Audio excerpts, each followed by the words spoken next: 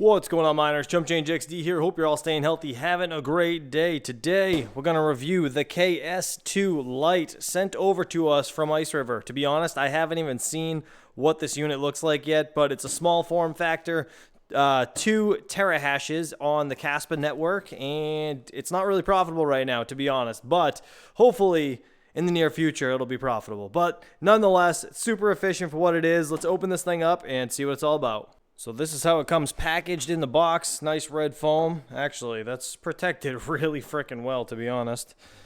And damn, this thing's actually kind of beefy for its size. I wonder if it's just a bunch of KS0 hash boards inside one brick, but there it is. KS2 Lite from ICERIVER. Damn, yeah, this thing's freaking heavy. That'll slip right out of your hands. You pick this up with one hand. All right, let's see. So just looking at it from right here, it looks like a couple of giant-ass heat sinks on two sides of the board, actually, and there's two boards. Those two white lines are. I don't know if you guys can kind of tell, but there's heat sinks on both sides of each board, which is kind of neat. I kind of want to open this up. I might take the screws off and check it out in a little bit, but that's a later date. Either way, we got a power switch, which is nice. I love having switches on, the actual units themselves instead of just having to hard unplug it. But you got the normal C13 plug or C14, I forget which one that is. But either way, male, female, C13, C14 will fit in here. We have an Ethernet cable and the little Wi-Fi thing. But to be honest, I don't think this has Wi-Fi. Actually, I know it doesn't have Wi-Fi. It does not have the antenna inside the box with it, and I think they're trying to firmware upgrade to get it to be Wi-Fi at some point, but nonetheless, that's really it. So I might have to firmware update this thing. I am not 1000% sure, but again, overall, this thing is built extremely well.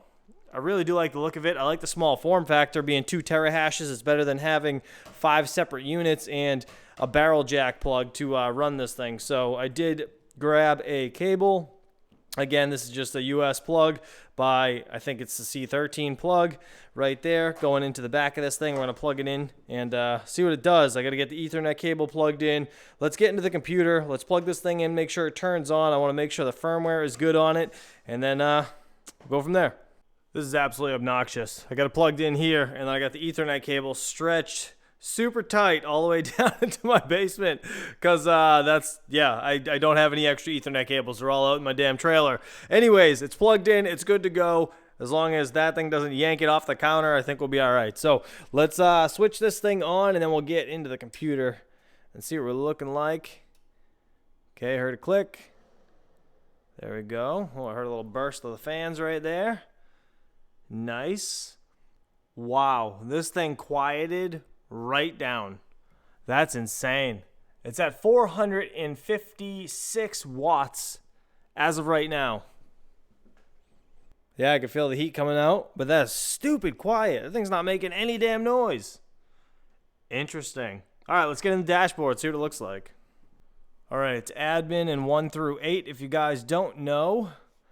So we got, obviously, mining to their address as of right now. I don't know how long this takes to boot up. The ice servers usually take about 5 minutes or so to start registering at the pool. Either way, I got to do a firmware upgrade because my unit has been shipped out and they had an upgrade since. Okay, I just selected the file. Let me upgrade this guy.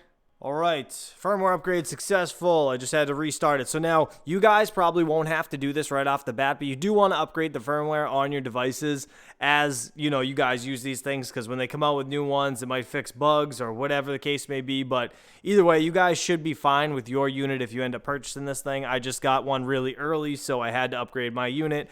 That was at their request. So let's wait for this thing to reboot, and then we should be good to go. So while we wait for that to reboot, this is ICERIVER.io, and this is the actual unit they sent over. You can see right here, it is $499.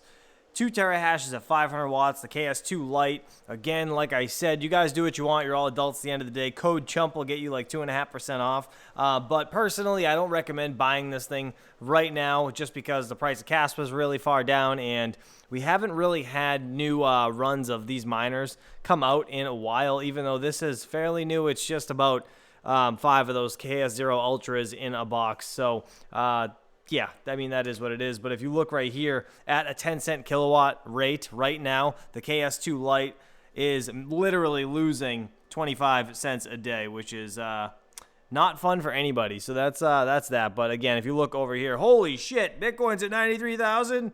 Oh my God, we hit 93. That's insane. All right, Kaspa, looking at it, it's down. It's the only thing down right now, and that's down to 13.2. So that is half the reason this thing is not profitable. I am so glad that just caught that on camera. That's freaking crazy. That was at 93,000, dude.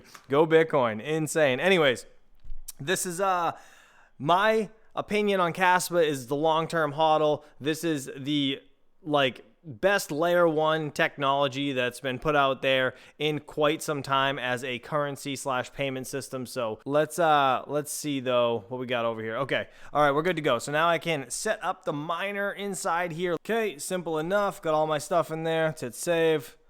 Operation succeeded. Now, I usually just put in the first pool address and the wallet worker, but I noticed on the last ICERIVER I got as well, it wouldn't work unless I put it in pool 2 as well. So I just did all 3 and said screw it. But yeah, we should be good to go. So let's make sure this thing gets up to hash rate. You can see we got 253 gigahashes as of right now. Oh, sorry, that was 30 minutes. The 5-minute is at 1523, but it's going to reset again. We're going to have to give it about 5 minutes. I assume that's how long it takes to register because same as the KS0s, it's only been 7 minutes here. Obviously, we're not at the 2 terahashes rather as of yet, so we're just going to have to wait, and we'll see what it comes up to. There we are, registering at the pool, the KS2 Lite, 2.26 terahashes as of right now. That's what it's registering. Let's check out the actual GUI over here. We've been up and mining for 18 minutes. We got 2,046 for gigahashes on the 5-minute hash rate. This little curve, you can see it did peak up to the 2101 gigahashes, it says. Obviously, it's reading a little bit more at the pool, but not too bad. I'll take it. Look at that. All my KS0s and this KS2 Lite, 4.29 terahashes. Amazing. And this thing is stupid quiet. Literally super freaking quiet.